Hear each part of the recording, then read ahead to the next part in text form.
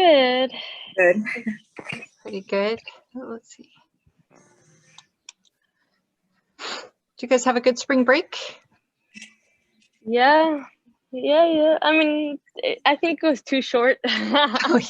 Yeah, always too short. I was shocked I think it was Friday, and I was just like, it's already Friday? Like, how did that even happen? That it is. I know, it goes by very fast. Yes.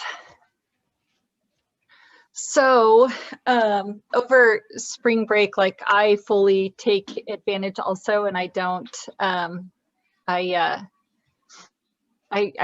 don't do any work. I mean, I did a little bit, not much, but so exams and things like that. I know there's people who have questions about specific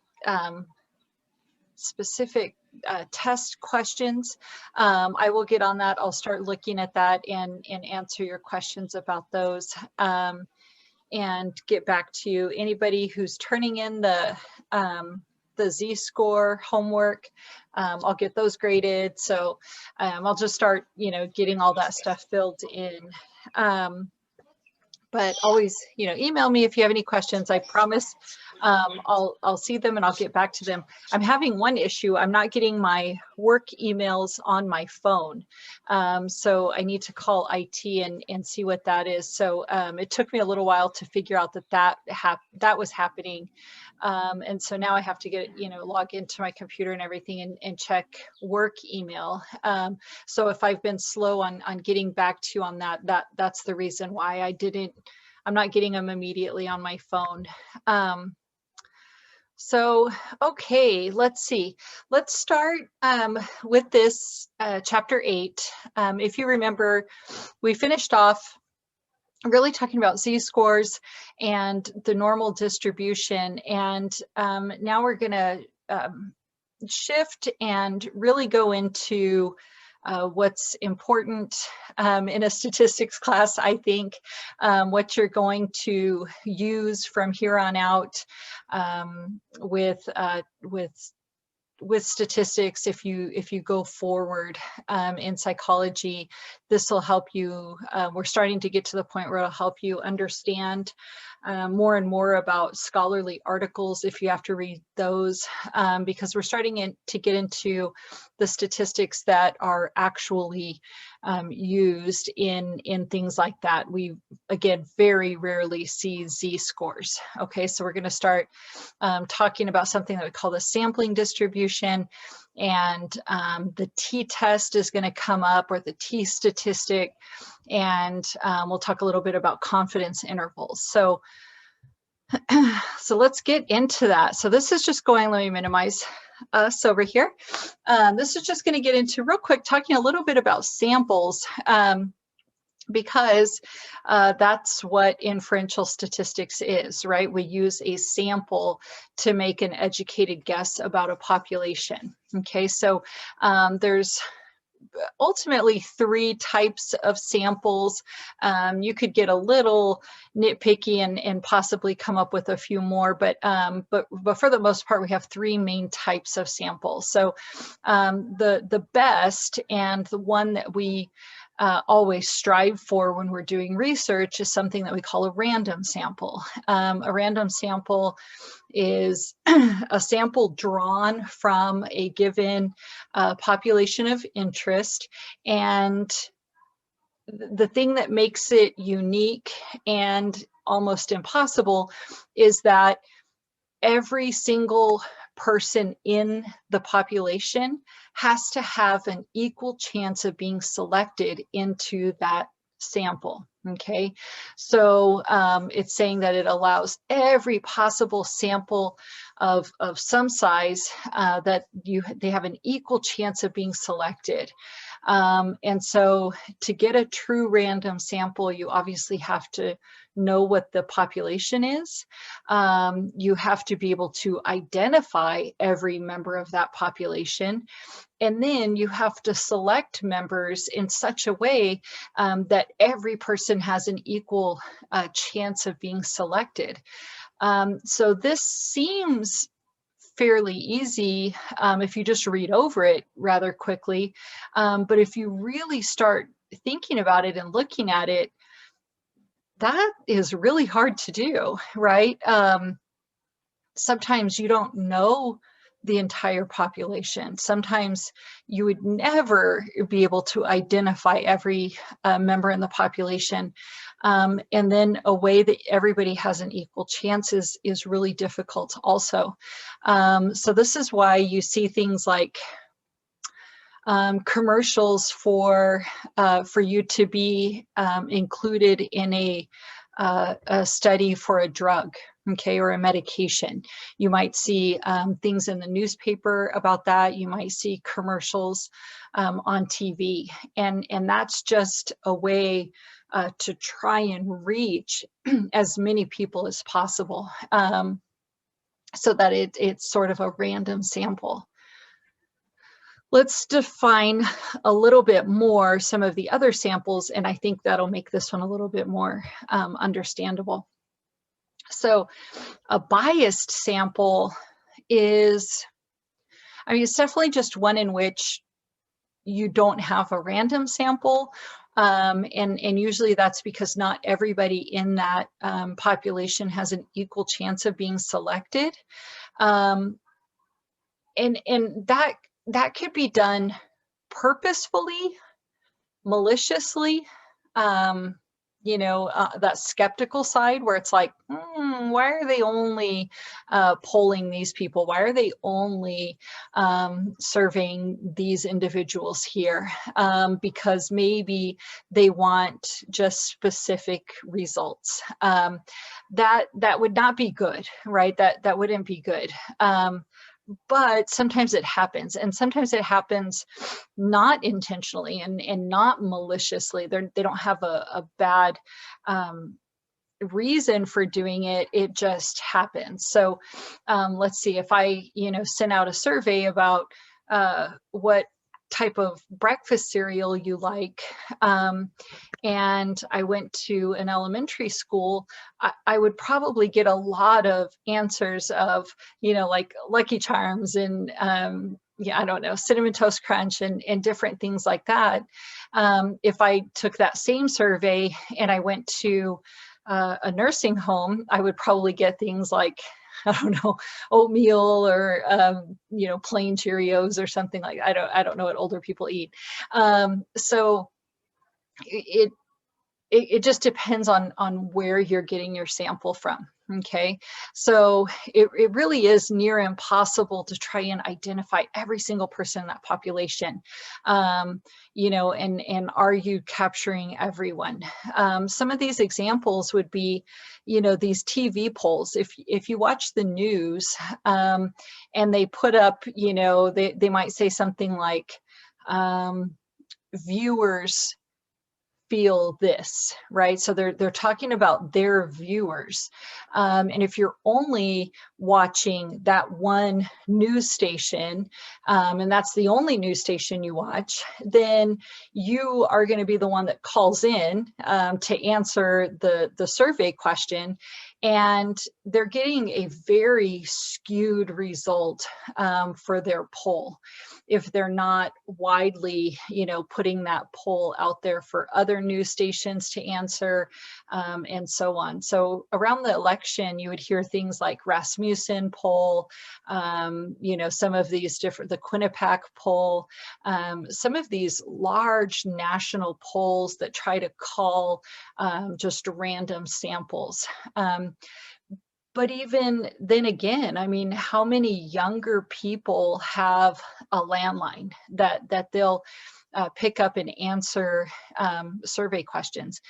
Even if they're calling your cell phone, are you going to, one, answer a random number, and two, if the minute they say, would you be willing to answer a short questionnaire, you probably hang up on them, right? And younger people are more likely to do that compared to older people. So sometimes when we see these polls, they're just not accurate. In the book, I have my book right here because in a little bit we will be, I'll be talking about a few things out of it. But at the beginning of this chapter, I'm sorry, I want to pull it up because, or I want to look at it because I'm not the best at history. So this is challenging my history here. I want to say it was Johnson, although I could be wrong. Let me see where it is. If anybody who's read this, maybe you can help me. Oh my gosh, I'm not gonna be able to find it quickly enough. Oh, I went, oh.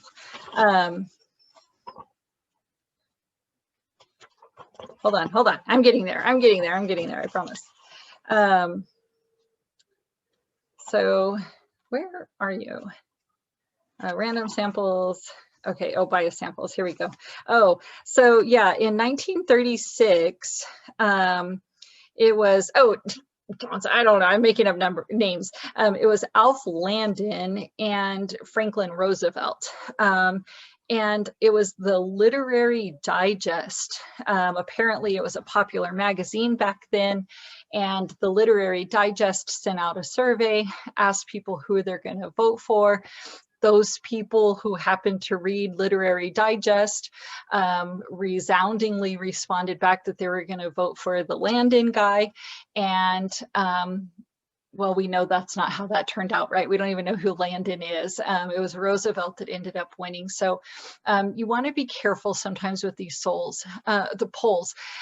We don't know who they're surveying.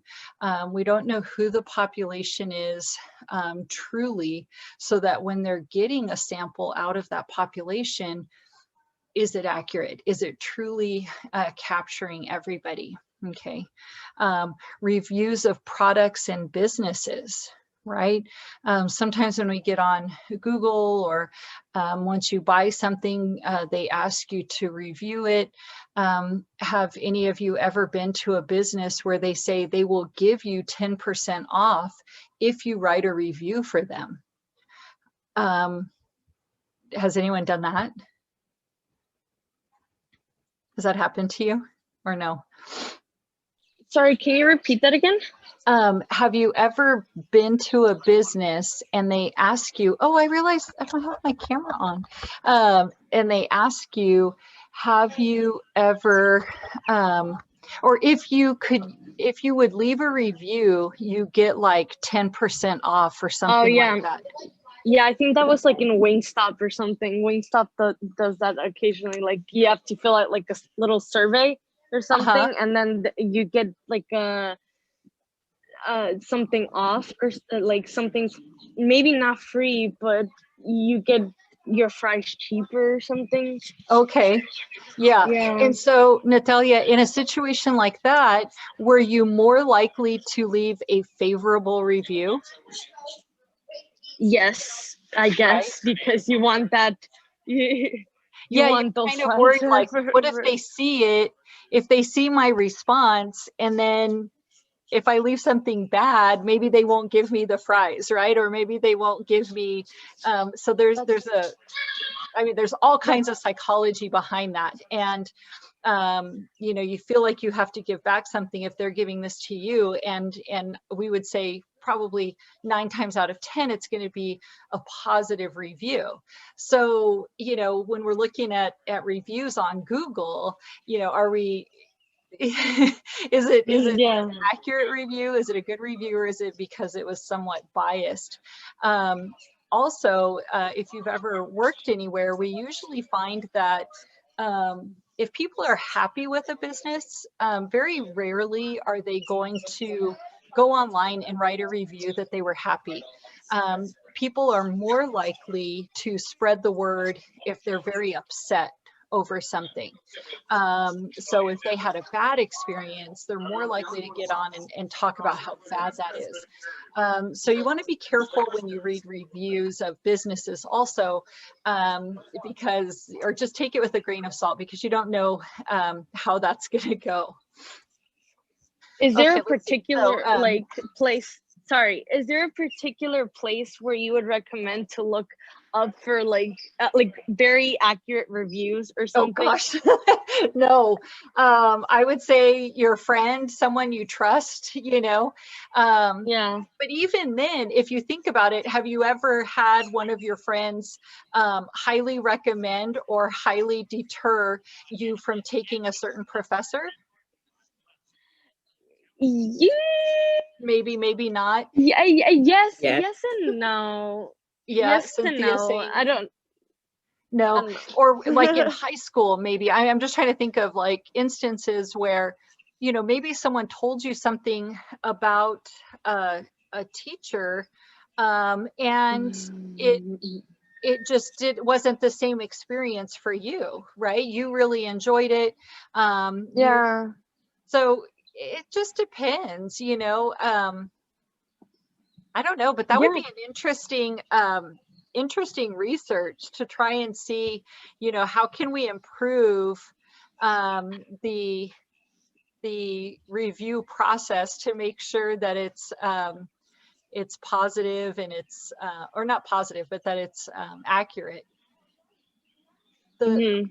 I'm really having problems with my camera. I don't know what I'm doing wrong. But if you could see, I'm trying to do this and it just does not, it's not working. It's so weird, but I apologize. Um, something else I just thought of in surveys, this is kind of off the topic, but it's still important. In surveys, when you look at the responses, when they give you the options, is it a truly fair and equal chance of you giving an accurate review? And what I mean is sometimes you have things like strongly agree, strongly disagree, you know, agree, disagree, and then Yeah. you have a neutral. Mm. Now those are okay, but sometimes it's really hard for people to pick one of those. Or if you just get a bunch of neutrals, that really doesn't tell you anything. Yeah. The other side of it, like, and I'm going to tell you guys this, but don't use this against me, okay? At the end of the semester, when you have to do the student evaluation, or when you have to do the evaluation of me, the teacher evaluation, if you notice, okay, don't don't do it against me, but if you notice, the options are excellent, good, I can't remember the other one. I think average, and then fair, and then the last option is poor. Oh, okay. And so if you look at that, you already have 3 options that are, they're good. I mean, you know, no one really wants to be average, but average isn't a bad thing, right? And then No. you have fair, which is, you know, it's like, it's okay. And then you have one that's just bad. So you only have one option out of there that's bad. So just in the way that the survey questions are, it's already kind of skewing the results that it's going to be favorable for that instructor. Okay. Yeah. So that's something that's kind of interesting. I don't know why they do that, but it's done. I think they want to make it nicer for the teachers to see. Probably Yeah, they don't want them to feel that bad. yeah, I guess, right? Yeah, isn't that, I don't know. I'm having such a weird time with my camera. Yeah, I guess ultimately they want like, hey, look, our institution, you know, EPCC is great. A lot of our teachers are rated really, you know, really high. Yeah. So anyway, so yes, always be careful of that. And Natalia, I don't know how to tell you to be, you know, how to perfect that. Yeah. So okay, so let's see. So moving on to the third type of samples is a research sample. And this is a non-random sample, but it's going to be very controlled, okay? And researchers have a way of controlling for, you know, all these kind of like outside factors that possibly could be coming in and affecting your results. Okay, so a lot of times, you know, they really try and pick a random, they try and pick a random sample, and if they can't pick a true random sample, they still try to randomize the groups, and they try to control for these outside things that could be happening. So sometimes we call them a convenience sample, and this automatically leads me to every freshman Psych 101 class at major institutions, major universities, like at UTEP. When you take intro psych at UTEP, a part of your grade comes from the hours that you volunteer for studies. Okay, so it's volunteer, but you're still having to do it. So we could question whether that's really volunteer or not.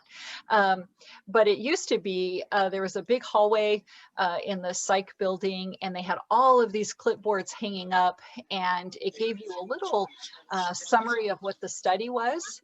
And it told you about how much time it was going to take and all of that stuff. And so at that point is where the volunteer came from. You got to choose which one you wanted to participate in. And this happens across the country. So a lot of our research that we read in psychology is based on college freshmen, or is based on college students. Okay, and if you think about that, that's not very random, right? College students are very different from the rest of the population, right? They're not old, they may not have jobs, you know, and they might have a very unique perspective on the world. And so, you know, how can we generalize the results that we get from college students to the rest of the population? So that's one thing that we always have to take into consideration, and that's just one limitation that we always know exists. But we want to be careful of that. Okay, so it's often called a convenience sample. And this is what the part that's really interesting and what's most important is that once you find a result, okay, and once you find a difference, say between groups or whatever it may be, then at that point, then you can say, wow, we found a difference, and let's try to replicate this study. Okay, so replication is so necessary when we have convenience samples or a research sample. And so this is why, like, you know, there's been thousands of studies under the Harlow attachment theory. There's been, you know, just thousands of studies for the ASH study, or well, maybe not the Milgram study, but definitely the ASH study. So you have people in colleges that are trying to get their master's or their dissertation or their doctorate. And so they might in some way try to replicate a study. Okay, they might change a few things and kind of tweak some of the variables. But when they do that, it allows for us to say, okay, not only did we find this result here in El Paso, Texas, we also found it, you know, up in Wisconsin, and we found it in Washington and California and Florida and Ohio. And it was replicated over and over and over again. And when that happens, that now gives us the ability to say, this is how people act. This is what people do. Okay, and at that point, once you have replication, you're allowed to generalize to the rest of the population. Okay. So I put here, you know, how can we describe this research that's going on right now regarding vaccines, right? And what type of sample are they using? Anyone have a guess? Let's see, is it a random sample? Is it a biased sample? Or would you call it a convenience sample?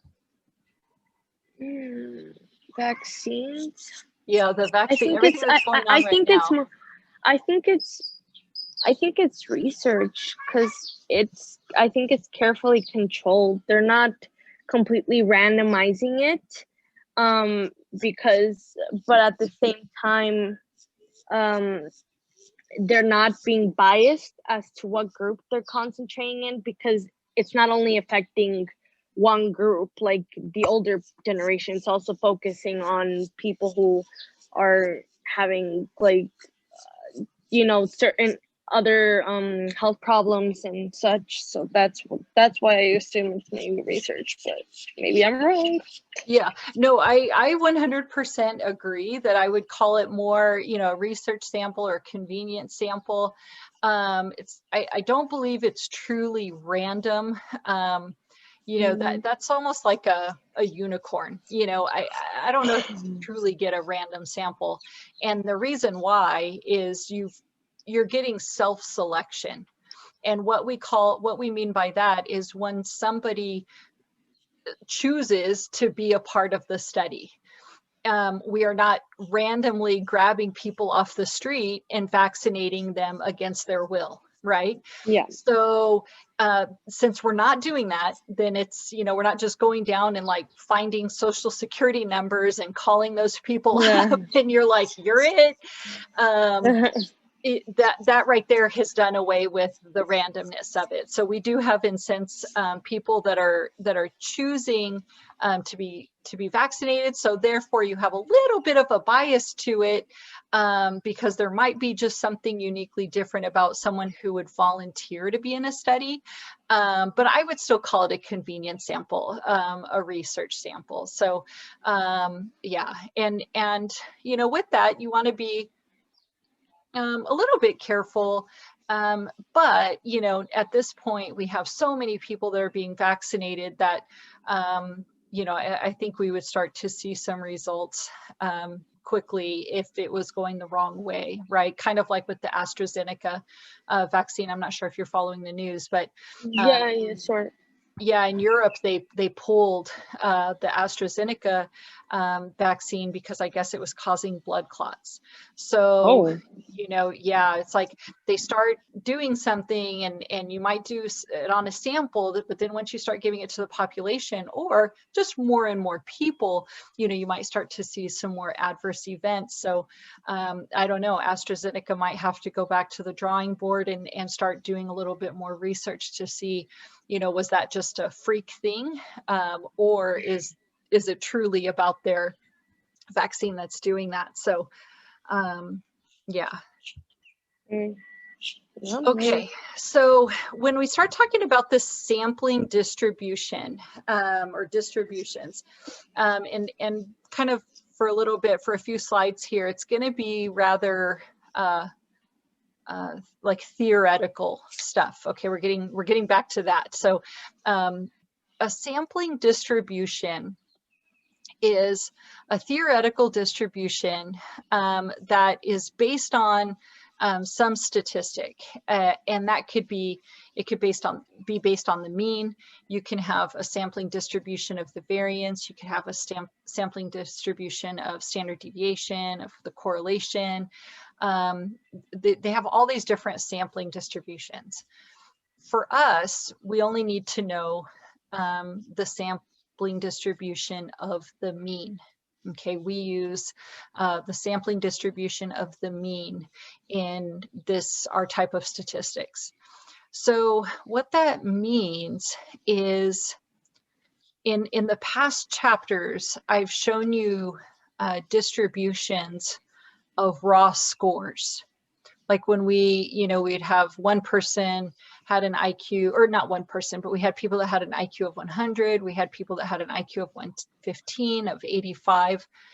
And those were like, they're just raw scores. And that one was a frequency distribution of just individuals that had, say, an IQ of 100.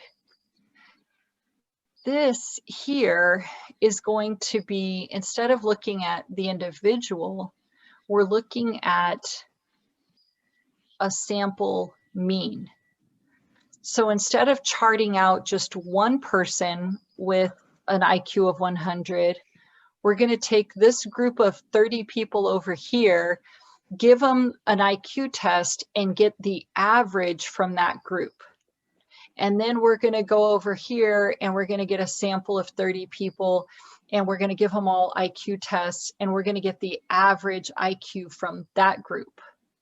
So now we have two means or two averages that we're going to look at how those are distributed. Okay. Let's see.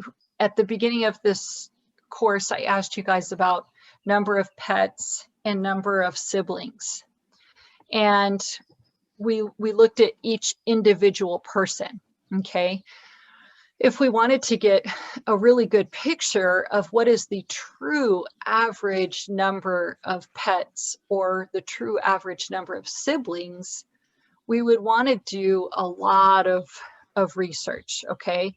So we would get little samples, maybe from the west side of El Paso. We'd get a sample from the northeast. We'd get a sample from the east side, from the south side. Maybe we get a sample from Juarez. Maybe we get a sample from Sunland Park, New Mexico, from Las Cruces. And within those samples, we get the average. And so now we have all of these averages from all over our area. And that's going to give us a true picture of what's the average number of siblings people have. Okay, so a sampling distribution, like I said, is a theoretical distribution that's based on some statistic. And here we're going to use the example, it's based on the mean. Okay, so what it says down here, sampling distribution about the mean, it's looking at all possible sample means. Okay. Oh, I wasn't sure if you were writing and I couldn't see it. Oh, no, I'm not writing. I haven't written anything. And I don't. Okay, sorry. I just thought you were like, since you were saying you were pointing like this over here and that, I was like, is she trying to write like she normally writes to give us notes?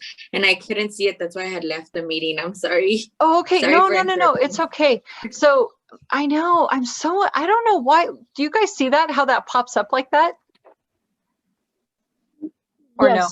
Yeah. Isn't that weird? Is it the little red little thing on the corner that you're talking about, or what are you I don't talking know. about? I can't see you all. And I can't start my video. It's so strange. Anyways, so I don't know, Cynthia. I don't know what you saw, but no, I wasn't writing anything.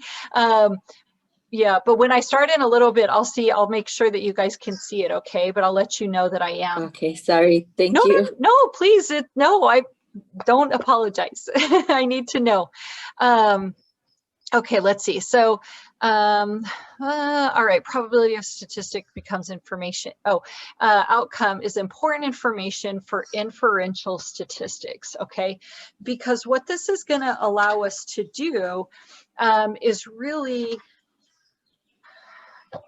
use the normal distribution and allow us to predict and allow us to have, probability and confidence that our samples and our research really matches what the truth is, what the true mean of the population is. Because, when we're doing research in inferential statistics, we don't know the population mean all the time, right? We don't know, for example, with the vaccines, we don't know, right? So all they can do is take samples and use inferential statistics to say, this is pretty good research and we feel pretty confident that this is going to be good for everybody, okay? And so sometimes we just have to take that leap of faith, okay? And I'm going to read something in here from the book that says, a sampling distribution allows you to measure uncertainty. If a great deal of uncertainty exists, the sensible thing to do is to say you are uncertain. However, if there is very little uncertainty, the sensible thing to do is to reach a conclusion about that population, even though there is a small risk of being wrong. And so that's a chapter, or not a chapter, that's a paragraph in your book, in this chapter 8. And it tells you, he even says right afterwards, he says, now reread that paragraph again. So what we're doing is when we do research, if we come to a conclusion that we are uncertain about it, then the best thing to say is, I'm not sure. But if we do research and we find that we're pretty confident that the results are accurate and we have very little uncertainty, then what we should do is go forward and say, we think we found something, even though we know a little baby bit inside that we might be wrong. And I don't know where you stand on the view of vaccines, okay? I'm happy that there's a vaccine for this pandemic.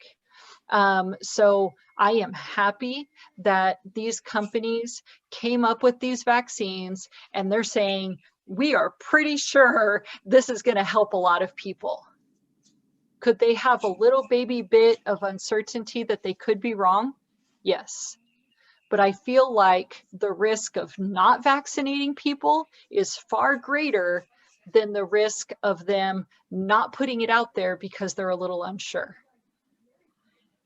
You could change it if you're not really, if that doesn't sit well with you, if you don't like that idea, that's fine. I'm okay with that. Let's think of some rare cancer, right? There's some like the brain tumors. I think they just came up with some research where they can put something in there and the virus targets that brain tumor.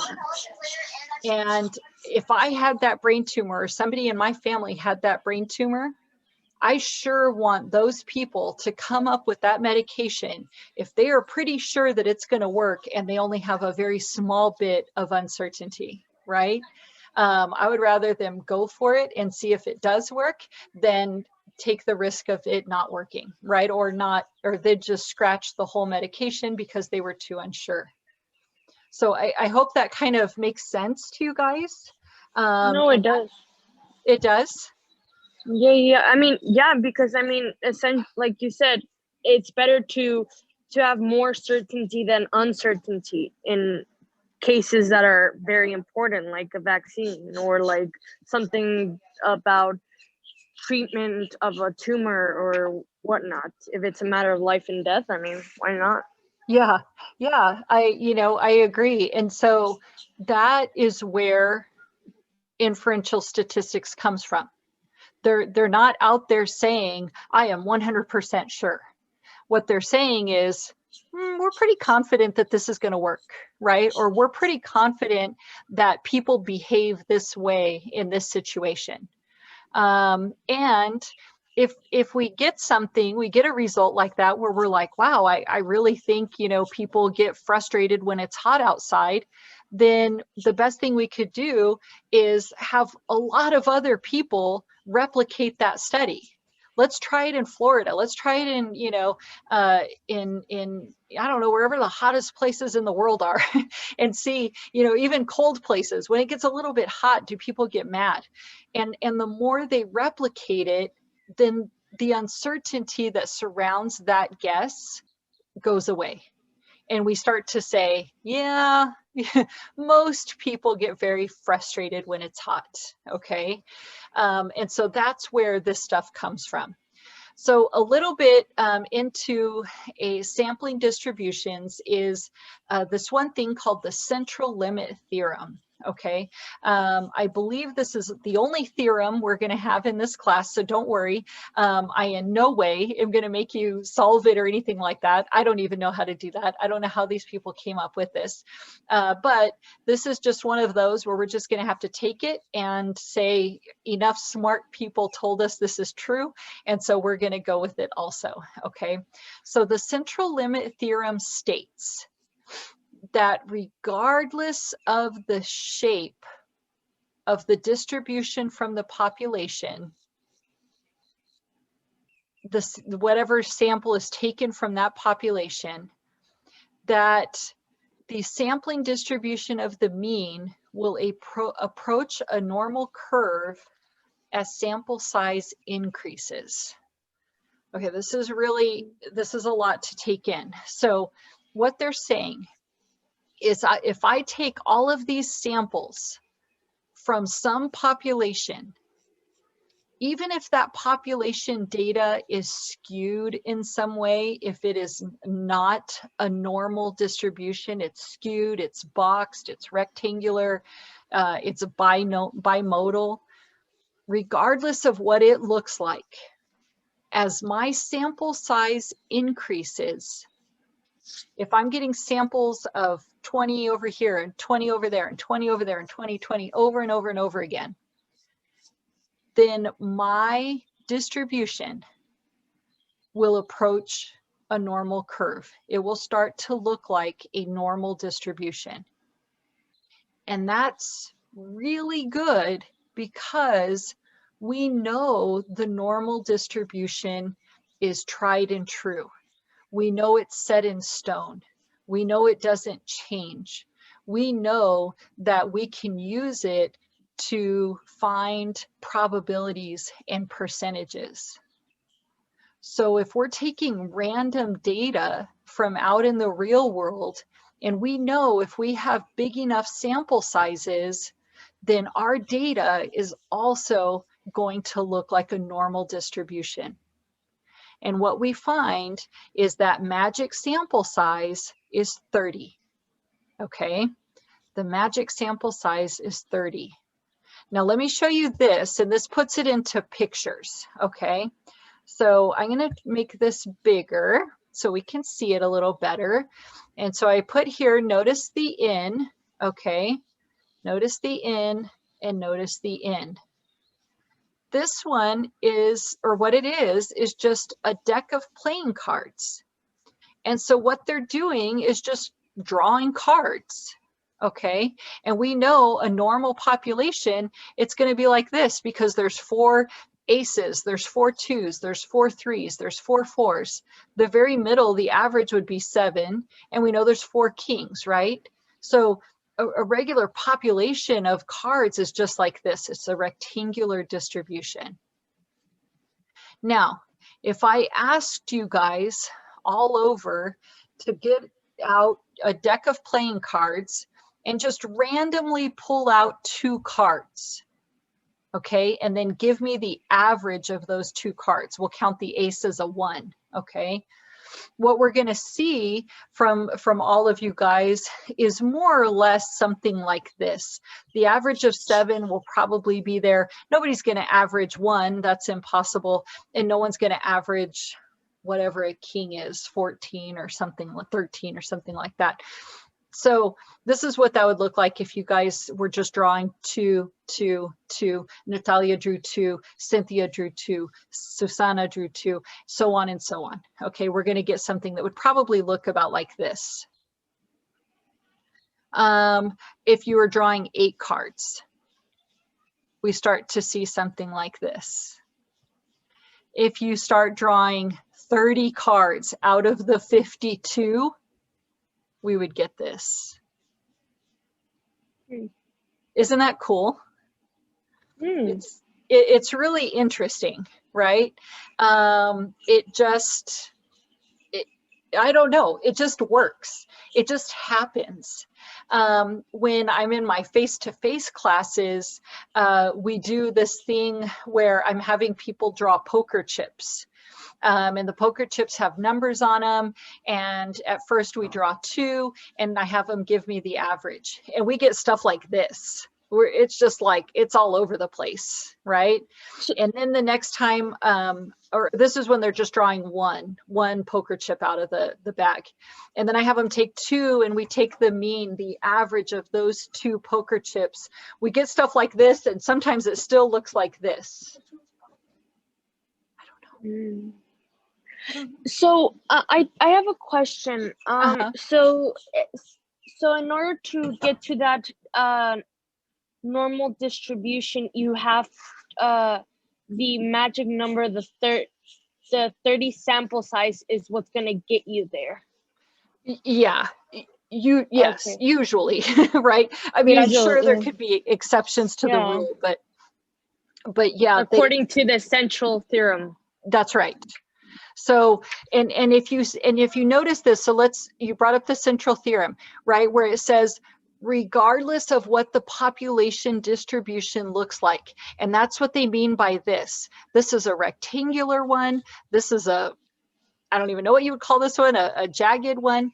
These 2 population distributions are in no way a normal distribution, right? Mm-hmm. But as we increase the n to 30, look at what happens, right? It just starts to approach a normal curve. And it just happens. I don't know why, right? So we just have to go with the central limit theorem, okay? We're just going to accept it. And this is where now we know if people are out there getting samples of 30 here, 30 there, when like the Quinnipiac poll or the Rasmussen poll are out there polling people, and they're doing samples from all over the United States, and they're doing 30 people here in El Paso, and they're doing 30 people in LA, and they're doing 30 people in, I don't know, Waco. That's when it starts to look like a normal curve. And that's when they can say, you know what, we have confidence that people are going to vote like this, or we have confidence that they're going to vote like this. Okay. It might still be a little muddy, and I'm okay with that because we haven't learned yet how we're going to determine the results of a study. Okay. But if you accept the fact that this is very common or very probable, and way out here in the tails is not very likely or not very probable, that's all you need to know right now. Okay. So I'll say it again. This is very likely, right? It's very likely we're going to get 7, okay, or an average of 7. It is not very likely that we would draw cards that would be this low of an average, and it's not very likely that we would draw cards that would be this high of an average. Okay. Let's see, I'm going to escape out of that real quick. All right, now here we go into the next, oops, I just noticed I had a typo right there, sorry. So 2 things that come along with the sampling distribution, okay? We don't call, it's no longer called the mean if it's like the mean of the means, right? If we have a sampling distribution of the mean, that middle number we call the expected value. Okay, so it's like, it's kind of like the mean of means, okay? It's the average of the averages. But in statistics, we call it the expected value, okay? We really don't do anything with this, guys. We don't calculate this, you don't see this again. Standard error, we do, okay? And standard error is the standard deviation of a sampling distribution. Okay, so this symbol right here is standard error. Sometimes